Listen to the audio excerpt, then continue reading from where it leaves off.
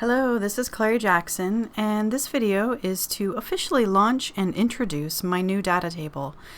It is for wrongful convictions or overturned convictions for sex crimes in Canada. This table I have been working on. It has been my pet project for at least a year. So how do you access this data table?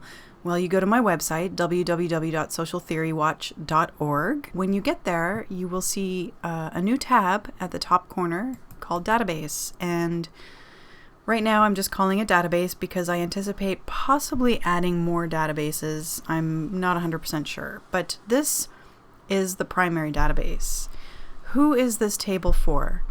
This table is a non-exhaustive list for anybody doing research for an upcoming trial or appeal, for their own case or for somebody else's case, or for those researching wrongful conviction patterns in Canada.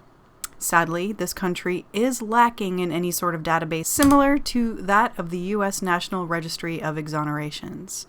The only known overturned convictions cited by Canadian media are those achieved by Innocence Canada, formerly known as AIDWIC.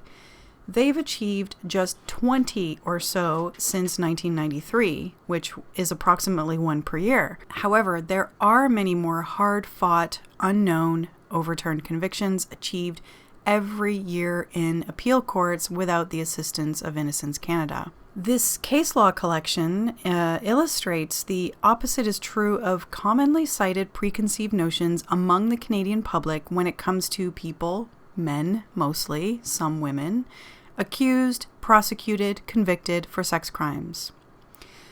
I've collected a series of myths that encapsulate what this table demonstrates. Myth 1. False allegations and/or wrongful convictions are rare. Myth 2. If someone is arrested, charged, prosecuted, and convicted, that always means there was ample proof that they did the crime. Myth 3. It is impossible to be convicted in a case with no hard evidence or proof that a crime occurred. Myth 4. Judges are independent, unbiased, highly analytical, intelligent, knowledgeable of the law, and are therefore highly unlikely to make errors in law. I could have made a myth for the jurors, for juries, but that's another story. That's a smaller piece of the pie. Now, myth 1, false allegations and/or wrongful convictions are rare. For something to be deemed rare, it would have to be uncommon and marked by unusual quality, when in fact wrongful convictions occur with shocking regularity, as exemplified by the overturned convictions in this table. They are caused by common and preventable factors continuously repeated year after year, most often in cases of one word against another, with no confirmatory evidence that a crime actually occurred. For example, the year 2016 alone saw 23 known overturned convictions for alleged sex crimes, with judicial errors in law, such as misapprehension of the evidence or misapplication of the standard of proof, being the most commonly cited reasons by the appeal courts. Now, some notes on the data in this table before I dig in a little deeper. First of all, the table by default is sorted by the year cleared. Okay? So when you first load the page, it'll be sorted by this column. You can resort by any other column that you wish, by province, for example, or by allegation, for example. It would make sense for you to want to search by allegation type, province, the year cleared, and the cited cause.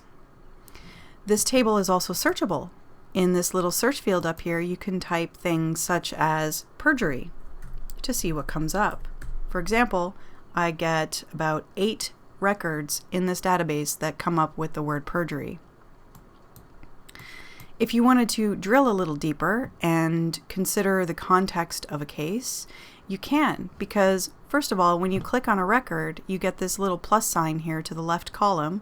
When you click on that plus sign, you get more detail. The detail you see is case summary, prison sentence, trial judge at fault, attorney at fault, cleared by, final result.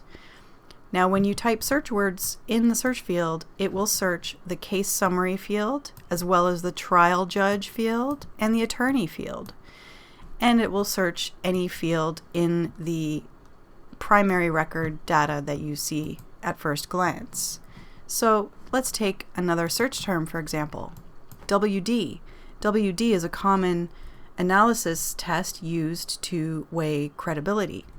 How many cases are overturned based on that feature? Well, here it shows me 7 entries.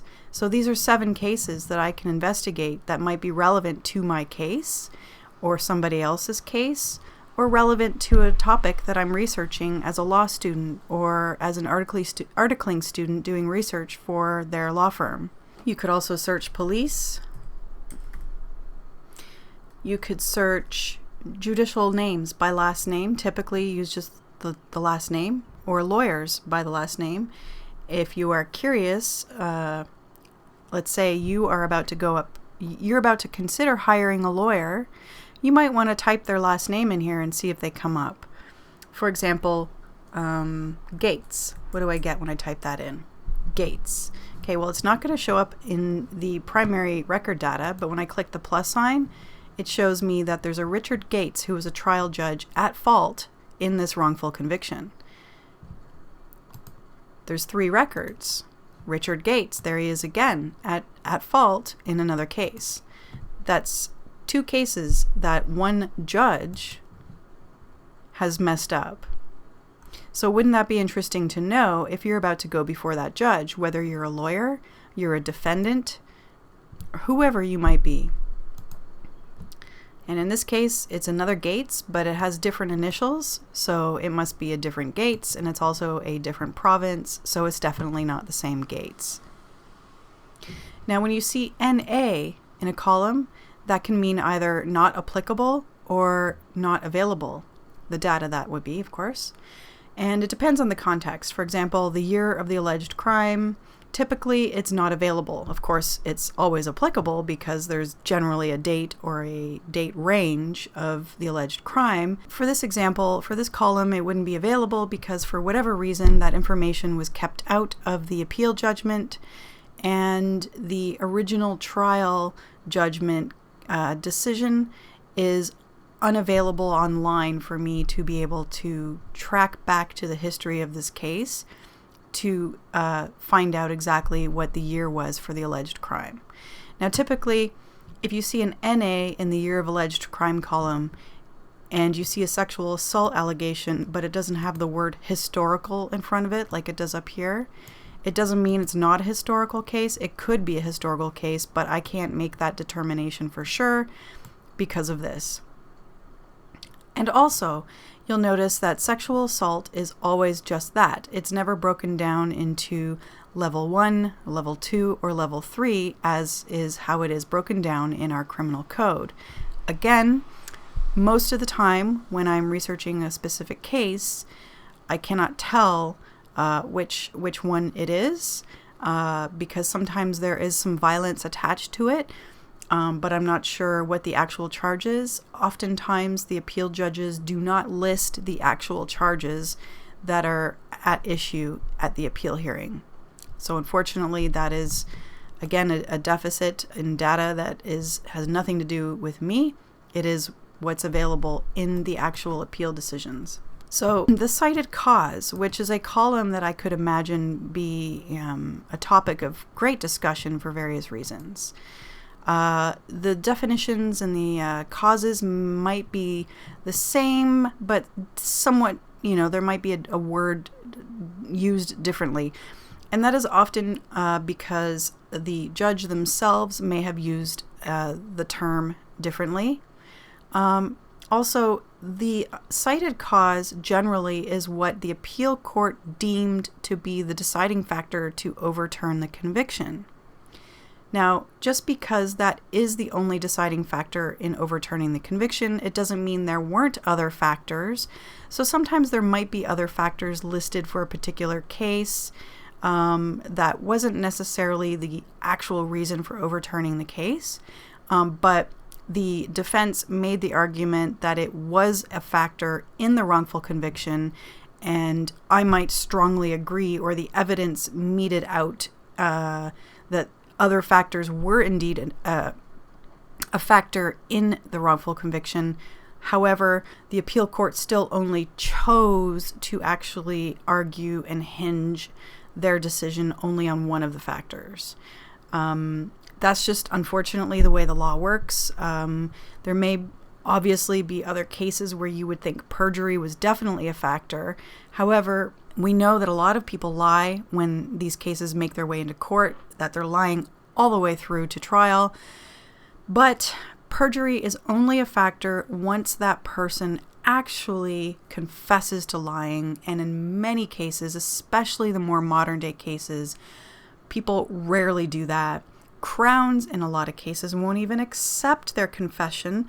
And even judges now will not accept a confession. So if you actually type in perjury, for example, in this data table, you'll see there's only 8 entries out of 102 entries for perjury, and it seems like a really low number, and I would agree with that. It is a really low number.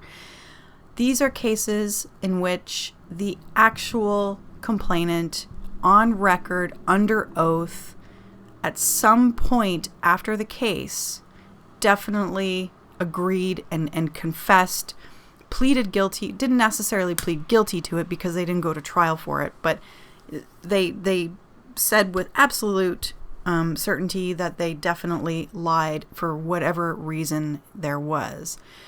Now, if you look at the last time we have perjury on the record, it was 2016. Let's see. But if you actually look at the case, it wasn't the complainant that had been deemed perjurious. It was actually one of the defense witnesses that was the judge accused of perjury and demanded be investigated for perjury. So this particular case was not overturned on perjury, as it's not in the causes anyway, but it is in the case summary, and it's nonetheless interesting to find out that that's what happened, is that a defense witness took the stand and the judge accused him of perjury and demanded he be investigated for perjury. So there you have it. Okay, what else about the data? Citations. All right, the most important thing, obviously. The citation column will take you pretty much 99.9% of the time to the Canley database. So I will click on R versus Bennett, and I want to look fully at the judicial decision that came out of court, and that's what that link will do. It will take me to that so that I can investigate it further. So what I've actually done with this table is I read each and every decision and I create my own summary. Okay, so that's what these are. These are my summaries based on what I've read. And you can imagine that takes a long time. Yes, indeed it does. There are 102 records in this table. But believe me, this table is going to keep growing. So you need to keep coming back if you are doing genuine research or you're genuinely curious and you want to update yourself every now and then on new records that are added to this table. Well, I think I've done a pretty good job explaining this table. If you have any comments or questions or anything, feel free to leave them below this video. Thank you very much for listening. And again, this is Clary Jaxon. And also, please note that this YouTube channel is not monetized. If you find this table useful in some way, shape, or form, kindly consider donating to show your appreciation for all of the hard work I've put into this table. If you're not already subscribed, please do so, get notifications, like this video, and share to spread the word around. Thank you very much.